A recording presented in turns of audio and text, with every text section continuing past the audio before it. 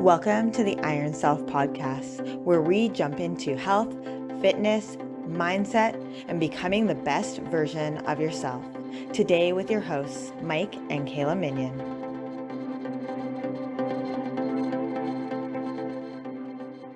Hey guys, and welcome back to the Iron Self podcast. Today again with Kayla and Mike. Hey guys! Today we are going over the story that we tell ourselves. I'm going to start you guys off with an awesome quote that we found. The stories that we tell ourselves shape our lives. They shape who we believe we are, and this belief translates into who we become. And this is said by John Assaraf.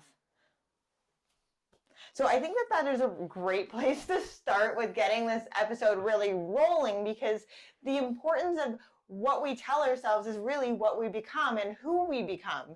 And when we completely tell ourselves the same story all the time, we don't allow ourselves that opportunity for growth, that opportunity for expansion, and that opportunity to just simply be different. So I think there's two different things that you can look at for as far as the stories that we actually tell ourselves go. So the first one is like the overarching theme for your entire life, right? So this is what you've been telling yourself throughout your adolescence to the adulthood, where we're really framing what our life is, who we are as people. That story of whether you're a good person or a bad person in your mind, and how that plays out in your general life. And then there's those smaller stories. So these are going to be like your day-to-day tasks. So if say you're at work and you get a new assignment all of a sudden, and you're expected to switch your focus from what you were doing onto this new assignment, then you start having those internal thought processes going that are going to be those smaller day-to-day stories, if that makes sense. That makes total sense. So it's really about, how do you define yourself and how do you define the world around you, and what is that message or that, I'm going to say almost like movie reel that goes through your head all the time in relaying those messages and telling us the story, because it's really not about the events that take place or the things that happen on your day-to-day, but it's all about the narrative that you give yourself on what those events are that are taking place and how you emotionally feel about them, because that really plays into our cognitive memory storage. But we'll get into that. So again, a big thing that comes off for me here is the perception, right? So when you have a story that you're constantly telling yourself, your brain is going to perceive that as real. So if you have this thought constantly going through your head of either, I'm fantastic, or I'm not good enough, or I am, I'm an amazing basketball player, whatever it might be, if you are constantly reinforcing that over and over and over again, your brain is going to start perceiving that as real. So your brain can't tell if it's actually happened or if it's something that hasn't happened yet, but you're instilling that belief in that. So that comes back to that present tense information versus it being a past tense or a future tense, and that ability to have that growth mindset to know that we can grow, change, and evolve and be something different. Yeah, and that in itself is so important, being able to tell yourself that story in present tense rather than future or past tense, right? Because that whole fear lives in the past or the future thing. When you're living in the present, you're just living. That is the power of now. Right. And when we look at memory and the importance of memory, our memory is only actually correct 30% of the time. This is long-term memory, is only correct 30% of the time. Well, if that is true, then that means 70% of the time the memory that you have is actually incorrect. And I mean, I've got so many stories around this to share with you guys around, supporting this fact. But if this is in fact true, then maybe the stories that we've been telling ourselves or the narrative that we've given ourselves from our past may not actually be 100% correct. Yeah. And that is mind-blowing, because when we relive events or situations, whether that be a trauma situation or actually a really happy memory, when we're reliving it, we're reliving the emotion that's attached to it. But most of the time we don't remember all the events in the exact sequence that they took place, because at that moment in time our brain isn't storing everything at that same capacity. And plus we have the ability for our brain to expand the way that it does think and comprehend things. So we're just constantly, our brain is evolving and growing and getting rid of, things that we may not necessarily need to hold on to. So the importance of emotional attachment becomes so imperative when it comes to memory, learning, and the story that we tell ourselves. Yeah, for sure. I mean, they say that, if you want something to be long lasting, there has to be an emotion tied to it. So it's the same thing as you might not remember exactly what happened, but you're going to remember how that made you feel, because the feelings attached to those memories are a lot stronger than the memories themselves. So again, your brain has, when it's learning things, it learns it as, this is a fact, this is a truth, but the things that are tied to the emotion tend to be the ones that you're going to actually remember long term. Right. Have you ever seen the movie Inside Out? Right, where you're able to change the emotion that attached to that memory. Well, I mean, like, really, like that. It's a really good analogy. And if you haven't seen it, it's a great children's movie. But I mean, there's a little bit of adult humor in there too, as always. But getting back into this, so our limbic system is part of this system within our brain that really relates to our memory, the storage of memory, and our ongoing learning. And within that limbic system, we have a part of our brain called our hippocampus. And our hippocampus is really involved in learning and memory, but the really key component here is the way that it learns with learning and memory is through emotional attachment. So when we have some sort of emotion that we elicit, it gets stored into that long-term memory in that hippocampus much easier and much more solid. So I'm going to give you guys an example. So I have a friend, and this friend had lost a parent and decided that they were going to go on a journey to go and find this memory that they had. And so this person drove to a couple different locations because they were looking for a specific waterfall from this memory, from this happy moment in time with this parent. And this person had taken a bunch of time and gone to all these different places and found this one place that was like the parking lot from the memory that they remembered. And when they got there, the waterfall wasn't even actually at this location, but in the memory, this is where the waterfall was located. And so it was this big journey to find no waterfall. But the reason why I'm telling you this story is because this was so ingrained with emotion in this person's memory that it actually wasn't the 100% truth of the memory. And so this goes to show where that 30% validity actually comes from.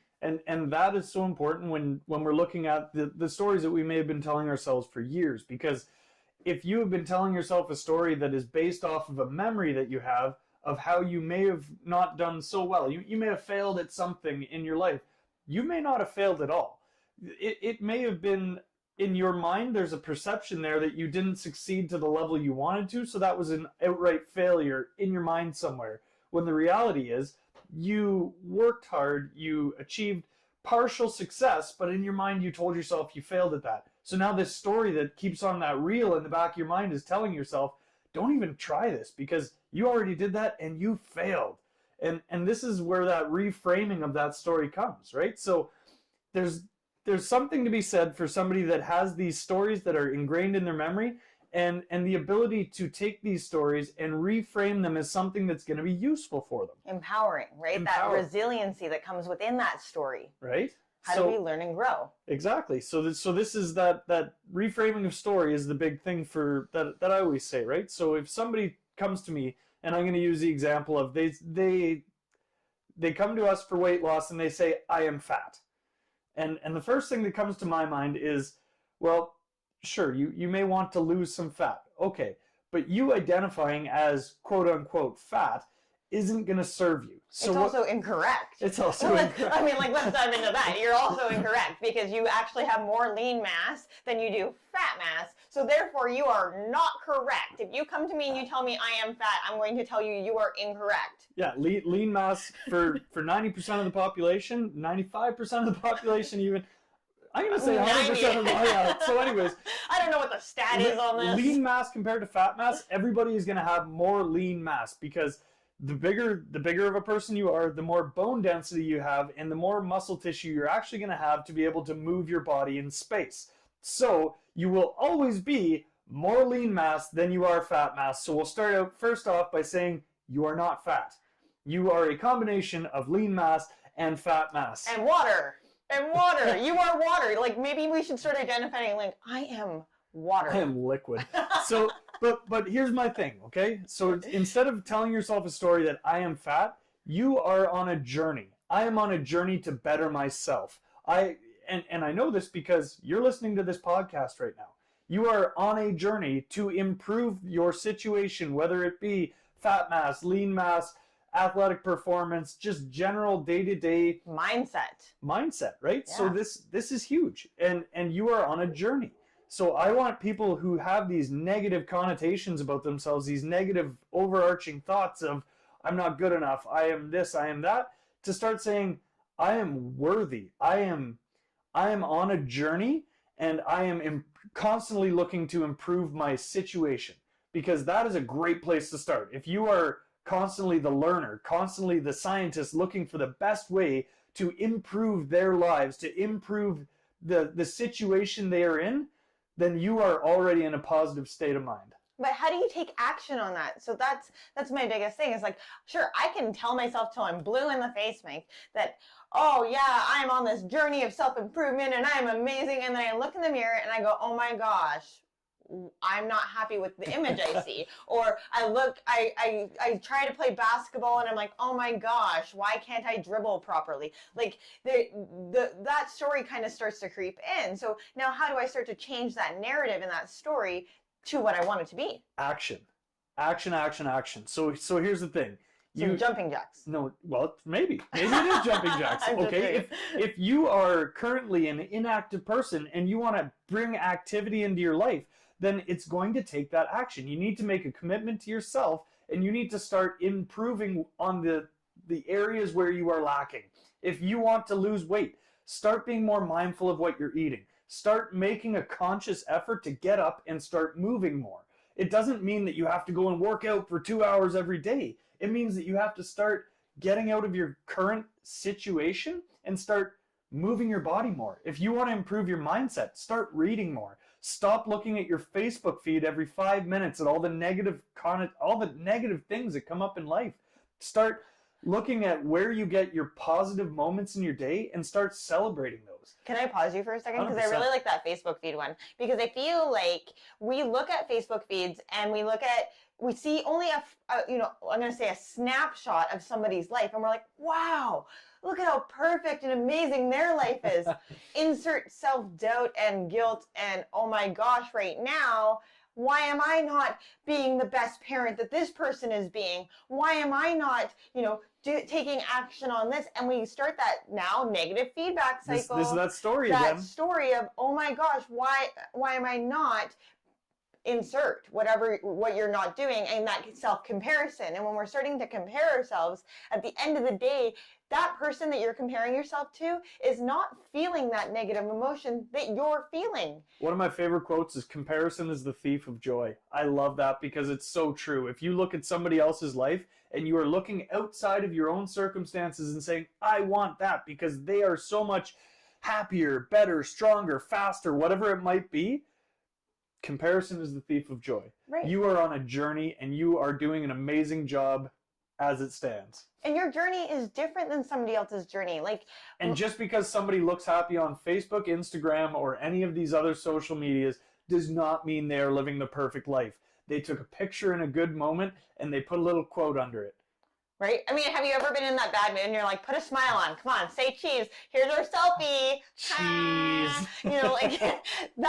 Those are those moments where we're like, okay, look at how happy they are. And really, in the inside, we're like, oh, what am I doing? So again, it's that snapshot.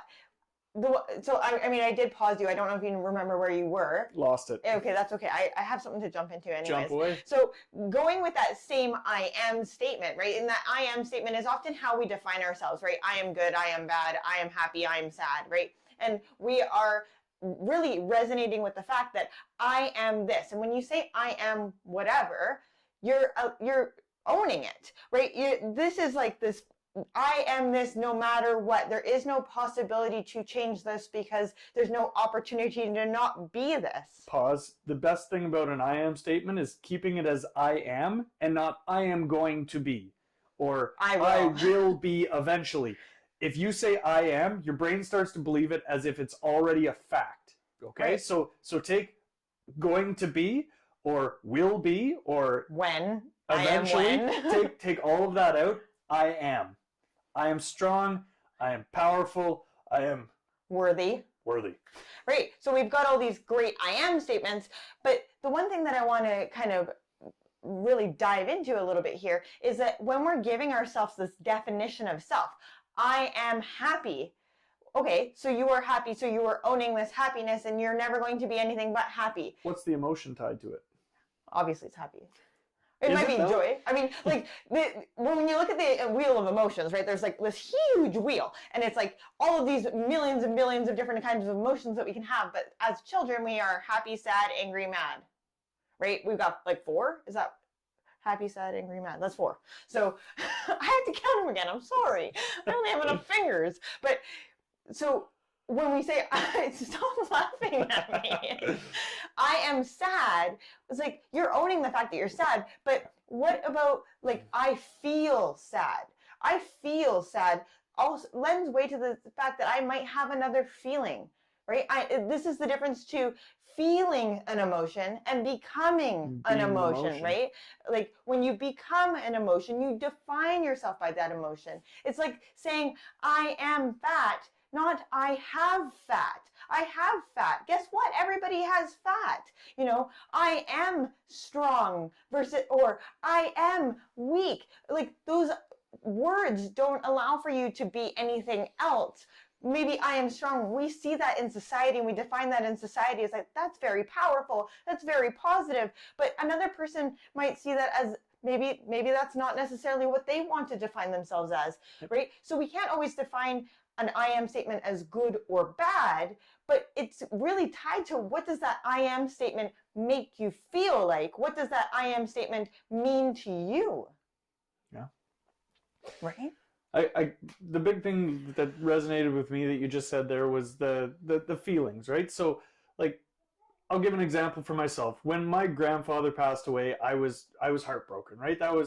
It still sits with me to this day because I was the first significant, I'll call it, death in my family was my grandfather on my mother's side, and I will remember that feeling for the rest of my life, and being, you know, being young and being crushed by something like that because we were pretty close. It hit hard, right? So that was I felt sad, and that was the first time I truly felt sad.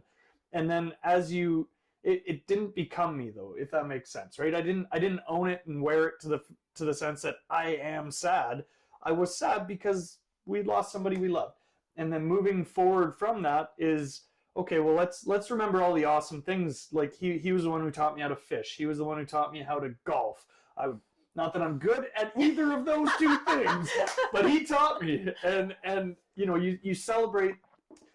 My big thing is celebrating the positives and letting go of the negatives. Sure, I lost my grandfather. Everybody loses the people they love throughout their lives, but celebrate the awesomeness that came from it, right? You need to reframe that mindset into that positive thinking. What is that silver lining? The power of positivity can't be understated ever. So if you have this negative thought, this negative emotion, finding the positive in the negative is the best thing that you can do. And then starting to build an action plan of how you're going to move past that point is so important to your success. When we're focusing on the positive, we're really bringing more positive into our lives, and we start to see more positivity around us. And right now in this world, in this lifetime that we are living in, the power of positivity cannot be understated here. I mean, think of it. If you keep focusing on all the good and the silver linings and what is the lesson to be learned here and how am I growing from this, that's what's going to keep you moving forward. If we start focusing on the negative and the have not and the fear and all of that other negative emotion behind that, you're going to be crippled, and that's all you're going to see and that's all you're going to feel. And you might even just start to feel helpless versus the fact that you could feel empowered, that this is your time to take back your life. It doesn't matter what is going on in the world outside of you. It all matters on what's going on in the world inside of you. Yes, that interoception, right? What's happening on the inside. That's the most important thing. And coming back to that story that we tell ourselves, I'm going to challenge everybody here, because if you wake up in the morning and you stub your toe And then you tell yourself that this always happens because I'm always rushing because blah, blah, blah. Because I'm clumsy. Yeah, you just run down this rabbit hole of bad to start your day. Your day's going to snowball. It's that snowball effect. So it's just going to gain momentum and your day's just going to get worse and worse and worse. So let's reframe that right from the start of your day, guys. And what I want everybody to try doing is coming at when you have these little thoughts into your head, right? You wake up in the morning and you practice some gratitude, practice some thankfulness first thing in the morning, and see what you're grateful for, right? So we do our gratitude. We have these little books that we do every morning and every night. And the first thing we start our day with is what we're grateful for that day. So it kind of really frames our mindset around, okay, we actually have all this stuff already to be grateful for. So now today's going to be an awesome day because I already have all this stuff right here that says today's going to be a wicked day. Okay, well, that's great. So why is it going to be awesome? Well, it's going to be awesome because I get to impact my clients, because I get to hang out with this amazing individual and my kids. And we get to start to see this. And then it's like, okay, well, now the story I'm telling myself is I actually have a pretty fantastic life. I get every day spent with this beautiful woman. I have these 3 amazing kids that I get to spend my time with. And I have amazing clients that I get to impact and see the changes in their lives too. So it's really that reframing, that story that I'm telling myself is, well, I actually have an amazing life. If I woke up and I said, oh man, I got so many clients today and I don't want to have to do this, and you could look at it like that, like, oh, I'm so busy and it's taking away from everything. And that would be a really negative way to think of my day, instead of saying I am blessed because I get to impact this amount of people and I get to see the changes through people's lives, and at the end of the day I still get to spend this amazing time with this person. Like that to me is a win, right? And this comes back to the law of attraction, right? So what you're believing in and what you see in this narrative, in the story that you're telling yourself, you're attracting into your life. I mean, I'm the first person that I have defined myself as I am late. I am not always on time. But unfortunately, that's because of repeated behavior, and I just know that that's what happens for me. And it's the thing is when I define myself like this, I actually have to change the clocks a little bit on myself so that I look at the clock and I'm like, oh my gosh, I'm already late. The clock in her car is wrong and it drives me insane. But that helps me be on time. She's still late. Irregardless, the fact is that spirals is like, okay, I am late, spirals into I hit every red light, spirals into we just can't get the entire family out the door on time. There was a car accident on the highway. There's always something that goes on that is going to perpetuate her lateness. And that all comes from that definition of self, that I am statement, versus changing that I am statement to being I am on time. But if I gave myself that I am statement, I'm going to be 100% honest, it feels like a freaking lie.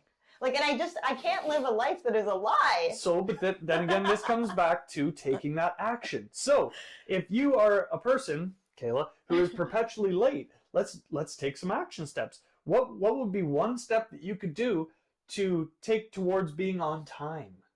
Set my alarm earlier. Oh, wow. She could get up earlier. I could prep the night before. She could not be such a perfectionist.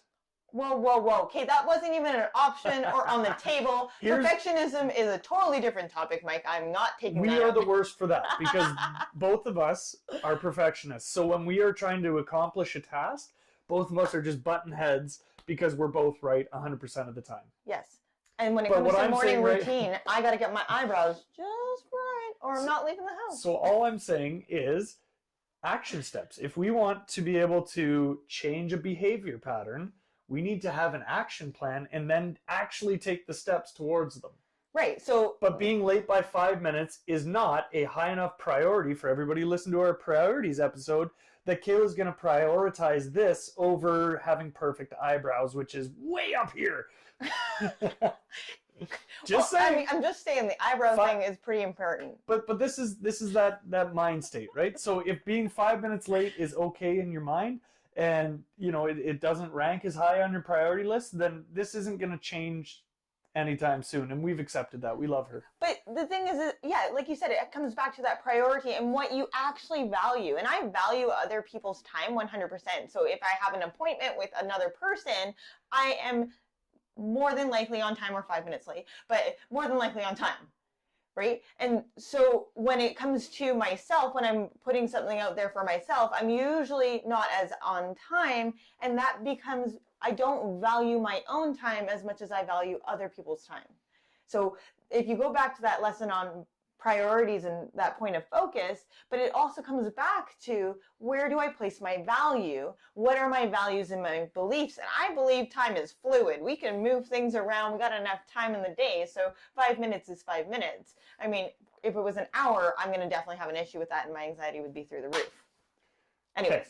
I'm back on to That was subject. a huge segue all about the story we tell ourselves. And Kayla tells herself she's late. And she's late. So anyways, let's get into what is the piece of homework or the takeaway from this episode that we want to give you today, and that is to redefine that story that you're telling yourself. So first step is becoming aware of the stories that you're telling yourself on your day-to-day lives, and that this isn't like that homework piece, but this is like just I think it should be a homework piece, because this, being mindful of the story that you tell yourself throughout your day, is going to shape how we change this, right? So maybe take a day or two, and every time you have this, like those thoughts go through your head of I am this or I am that, whether they're good or bad, write them down. Just take it, in your phone, in your Google Notes or Apple Notes or whatever. Just take down these little I am statements that you get throughout your day. and it doesn't just have to be an I am statement, though. It could be just a simple story. It could be a simple story. All I'm saying is, when you have these stories run through your head of what you are and how you go about your day, take note of them and do that for a couple days and see what they look like. See if we're more on the positive side of things, or if we're more kind of towards that negative side. And if we're on that more negative side, let's try and make some action steps to get towards the positive side. So if you are constantly late, or if you are hating the way you look in the mirror, or you are comparing yourself to other people, if you play sports and you're comparing yourself to other athletes who may be faster or stronger, let's stop saying I am not fast enough, not strong enough, not fit enough, not pretty enough, and let's start taking action steps towards the other side. I am, right? So you're going to start these I am statements of how you are awesome. So the homework that goes with this, so after we've created that mindfulness around this, and mindfulness is so important, because mindfulness is one of the key, I'm going to call it ingredients. There's 3 ingredients to self-compassion, and mindfulness is one of the key ingredients to that self-compassion. So when we start being more mindful of our behaviors and of our thought patterns, we start to bring more self-compassion into our lives and into those stories that we are telling ourselves. So mindfulness being key number 1. The second part of this task that I want you to do is to begin to write 25 adjectives. Now, adjectives, for anybody that does not remember elementary school English, are description words. Okay, so a description word might be caring. Thank you. Why did my mind go blank? But smart, compassionate, thoughtful, generous. Right? So you're going to write down 25 of these. Okay? So your first 10 are going to come easy, because everybody's kind, everybody's thoughtful, but the point is the reason we're asking for 25 is you really have to start to dig deep. And this is going to maybe get a little bit uncomfortable, because you're going to be like, well, do I actually believe this about myself? But the thing is, if you have that thought, I want you to write it down, because the reality is, on a subconscious level, you do believe that about yourself. If it comes up in your mind, you're there. You believe it, but you haven't convinced your conscious mind that you're there yet. So 25 positive adjectives. 25 positive. I don't want you berating yourself. Okay, but the point is, write 25 of these down. Now, what we want you to do next is take 10 of them. Circle them. So these are the 10 that are going to resonate the most with you. Or for me, I like to do the 10 that kind of make you feel the most uncomfortable, because it's like, I wrote that, so I know I mean it, but I don't believe it yet. Okay, so then we're going to write these, or circle these 10 of them, and then we're going to switch these 10 adjectives into I am statements. So what do you remember your list? Because I know I don't we've done offhand. this. Oh, I don't remember my list either. Mine's written down upstairs. Sorry, I'm not going to give you an exact Just give an example. But it might be I am ambitious, and maybe you don't feel super ambitious all the time. I mean, I feel ambitious sometimes, and sometimes I want to lay on the couch and do nothing. So what we're going to do, though, is we're going to write these I am statements, and I want you to outline why we believe that, right? So you have these 10 I am statements. Well, now if we can think of 4 reasons why we are these things, that kind of builds a table, right? It's that structure that says, well, there's 4 reasons why I am this. So you just got to think of 4 reasons throughout your life, your entire life, that support the fact that you said that. So your belief is the I am. So I am ambitious. Give me 4 reasons why you might be ambitious. Because every morning I get up and I make coffee and I do my gratitude. These don't have to be big things. I'm ambitious because every morning, I get dressed in the morning. That's ambition into itself some days. I mean, like, talk about like a weekend. I mean, I think our kids are still in their jammies. So yeah. I am ambitious because I get dressed in the morning. I am ambitious because I talk to people that are maybe people I don't know, and maybe expanding those, what's the word? Like, your network? Network. That's the word I'm looking for. Thank you. That was exactly the word I was looking for. So I'm ambitious because I network and I step outside of my comfort zone. I am ambitious because I take risk, and risk can look different to each person. So find those table legs that hold up that I am statement. So you've got 10 of these. So I mean, really, you got like 40 table legs. 40 legs. But you could reuse some table legs. I mean, there might be a commonality between some of these. The big idea here, guys, is to not only state why you are, but to also have supporting reasons that back that up. So then your mind actually has some concrete evidence to say, okay, well, yeah, I am that because I have done A, B, C, and D. And yeah, you can relate it back to even life circumstances in like memories that, you know, I am this because this, you know, this is an example of me being that way or whatever, so that it does kind of create that. And now you want to feel it with conviction and emotion. Like, you're not going to like sit there and read this to yourself and go like, I am ambitious because I, you know, step outside of my comfort zone. Like, that's not very motivating. But it's like, I am ambitious because I step outside of my comfort zone and I take action. Which one feels like motivating and empowering? Which one do you believe? Now, you can actually read something like that to yourself in your head in exactly that way. So I don't have to verbalize it out loud in that way. I can feel that emotion and that energy just inside my head. So if you're like embarrassed to be like in your house in front of your family. I am in front of the kids. Nope, wait.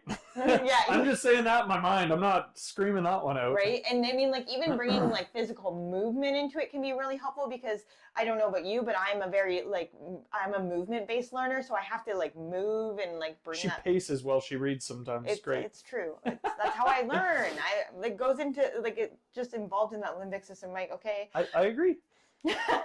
but the point is, we want you guys to do this just because if you start to embody these I am statements, you're going to start to see these improvements, and you're going to start to improve the story that you are telling yourself on a day-to-day basis, because you'll get outside of that monkey mind, that thought of not good enough, that thought of self-doubt, self-pity, and you're going to get outside of that, and you're going to start working towards I am the greatest version of myself, which is all that we expect. And I know it's a lot that we expect, but that's all we want from everybody, is to live your best life. Enjoy your life. We're going to put our expectations of you way, way up here. I say that to my clients all the time. I always say, you know, I have these huge expectations because I can see the greatness in what you're doing already. You see your potential. Right? You get people who start this journey, and they don't even know what their finish line is going to look like, but they are brave enough to start it. And that speaks volume in itself. Bravery.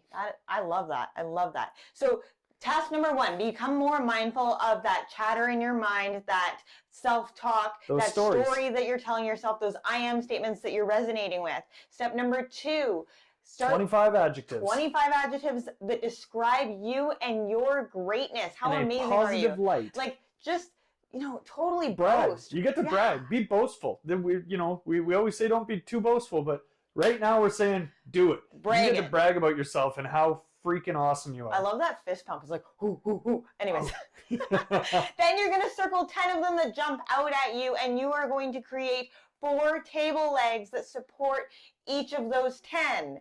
Then you are going to read this every day. With emotion, people. With conviction. Feel it. With emotion, with energy. Use that raw energy. Just soak it up. And I just want you to, again, bring that mindfulness back into it. Which ones feel uncomfortable? Which ones challenge you a little bit more? And maybe you find that chatter in your mind goes, I don't know if I fully believe this. Because whatever challenges you that you maybe don't fully believe, I want you to keep reframing it, rephrasing it until you do believe it. So focus on it. What is a new way of saying it? So like if your I am statement is I am happy and you don't believe that you're happy, maybe I am joyous does resonate with you, because joy isn't an all the time thing. Joy is a moment that we're feeling that joy. So I could be joyous, but maybe I don't always resonate as happy. So find different ways to reframe it until you do believe it. And those are really the main tasks that we have for you today, to really start to step into changing that story that you have for yourself, changing that emotion around that story, and starting to step into your ultimate greatness, the ultimate person that you want to be. The big thing here, guys, is regardless of the journey that you've been on, you are here now, you are willing to experience this, and you are on a journey to your greatest self. Everybody is. It just sometimes takes a little bit longer to get there, and that's totally okay. Working towards it, though, is so rewarding in the end. So keep pushing, do the steps, and I really hope you guys got something from this episode today. If you guys want the worksheets that go along with this episode, log on to our www.ironbodycoach.com/podcast, and you'll be able to see the show notes. And in the show notes, we'll have a downloadable PDF to help you work through these steps, to help you start to step into this greatness. Step into your power. If you have any questions, comments, concerns, or you have an idea for an episode, make sure you reach out to us. We'd love to hear it. We want to make sure that we're delivering the most valuable content to you, our listener. You guys have a great day. Take care.